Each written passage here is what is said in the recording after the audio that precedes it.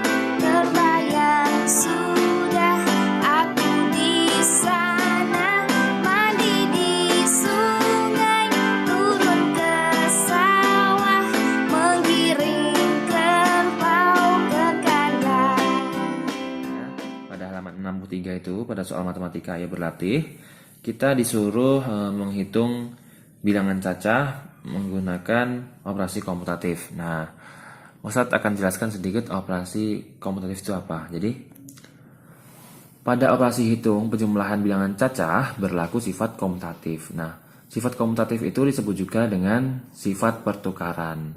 Nah, penggunaan sifat-sifat operasi hitung ini dapat membantu mempermudah menyelesaikan soal. Nah, Ustadz contohkan ya. Ibu meletakkan 3 tangkai bunga mawar di vas besar dan 4 tangkai mawar di vas kecil. Berapa jumlah tangkai mawar seluruhnya? Nah, berarti 3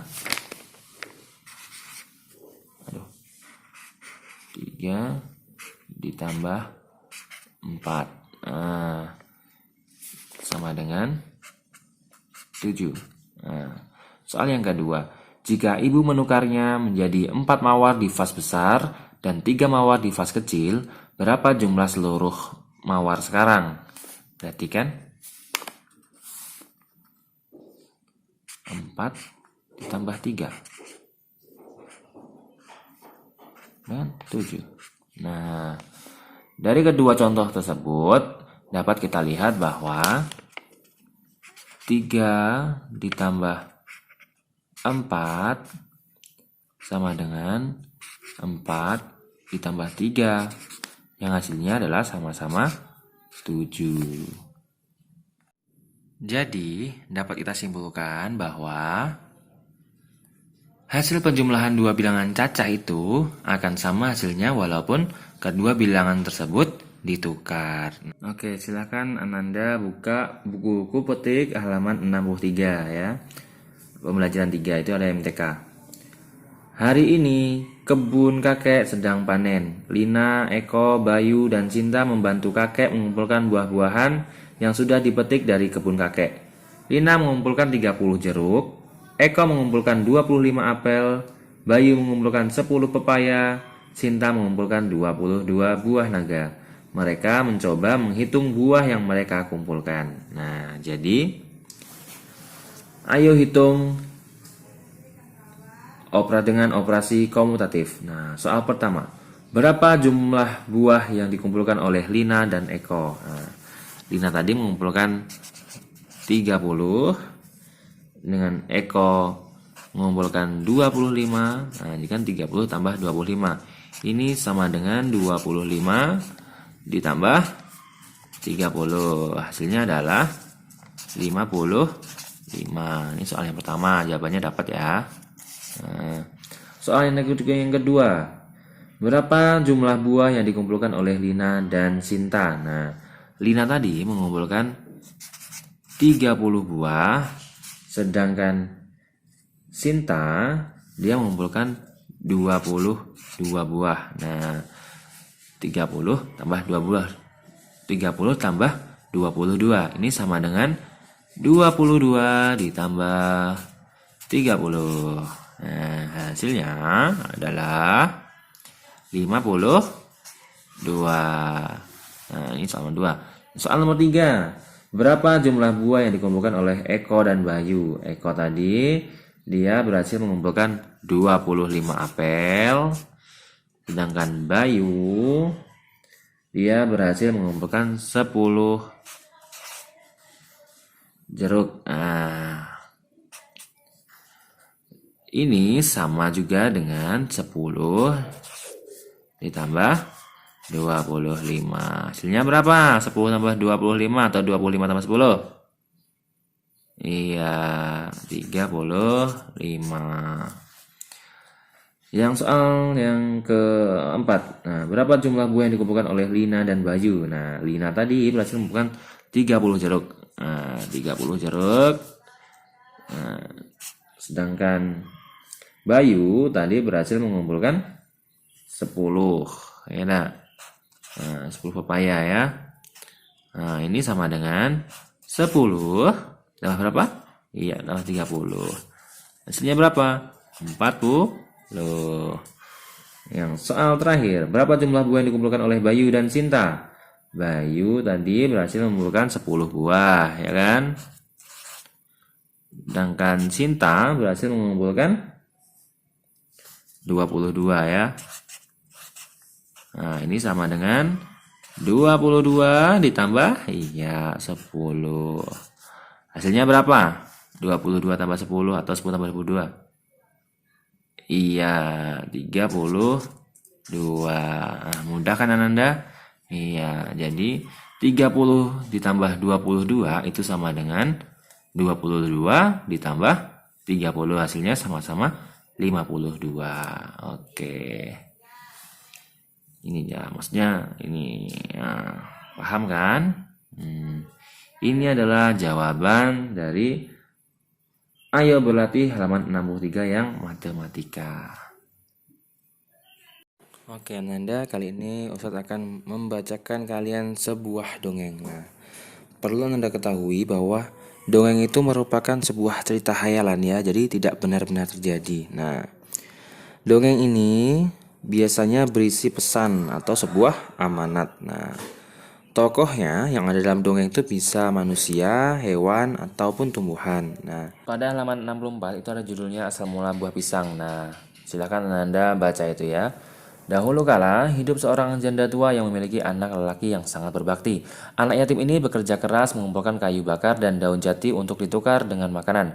Tetapi, di musim kemarau, pohon jati menggugurkan daunnya.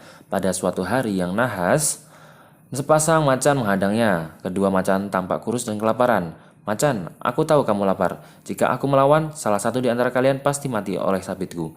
Bagaimana jika kalian aku izinkan memangsa tubuhku, tapi sisakan jantungku untuk ibuku? Kata anak tersebut. Sepasang macan setuju lalu memangsa anak tersebut. Saat membawa jantung anak baik itu, macan merasa takut diburu warga. Macan pun hanya meletakkan jantung anak tersebut di halaman belakang rumah ibunya. Gelap pun datang dan anaknya pun belum pulang. Sang ibu cemas dan meminta bantuan warga kampung untuk mencari anaknya. Mereka semua menjanjikan akan mencarinya ketika mentari sudah terbit. Keesokan harinya, ketika keluar rumah, didapatinya sebuah pohon baru dengan daun yang panjang dan lebar. Pohon itu tumbuh tak mengenal musim. Sebelum menampakkan buah, pohon itu mengeluarkan kuncup yang mirip jantung. Pohon ini hanya berbuah sekali seumur hidup. Orang lalu menyebutnya pohon ini dengan pisang. Meski tak pernah menemukan anaknya, hidup sang ibu menjadi lebih terbantu karena pohon tersebut. Buahnya manis dan daunnya sangat berguna.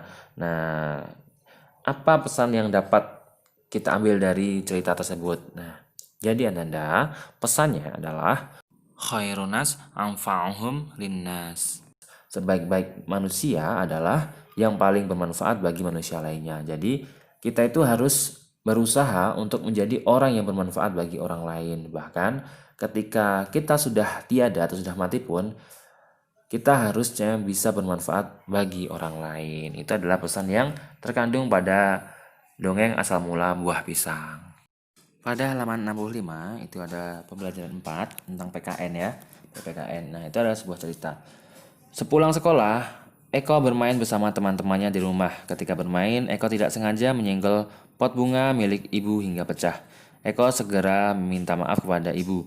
"Maaf bu, aku tidak sengaja menyenggol pot bunga milik ibu." "Tidak apa-apa Eko, lain kali hati-hati ya." Eko telah melaksanakan hak dan kewajibannya. Hak Eko sebagai anak adalah bermain, adapun kewajiban Eko adalah minta maaf ketika melakukan kesalahan. Nah, Ananda, dalam kegiatan sehari-hari kita berhubungan dengan orang lain di sekitar kita. Kadang tanpa sengaja kita pasti berbuat salah kepada mereka, ya enggak? Nah, saat berbuat salah, kita sebaiknya langsung meminta maaf. Meminta maaf itu diperlukan sebuah keberanian, ya enggak? Meminta maaf sebaiknya diucapkan dengan tulus dan ikhlas. Meminta maaf juga diucapkan dengan sungguh-sungguh dan niat baik untuk tidak akan mengulanginya lagi. Meminta maaf merupakan salah satu perbuatan terpuji yang sesuai dengan pengamalan sila kedua dalam Pancasila. Nah, sekarang kita akan belajar PJOK. Nah, perhatikan gerakan meniru bunga berikut ini. Nah, kali ini kita akan mempraktekkan bunga kuncup. Ya, bunga kuncup ya.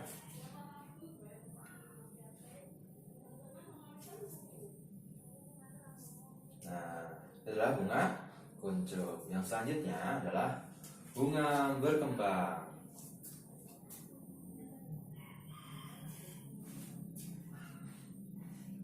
Ya. Nah, itu adalah bunga tertiup angin.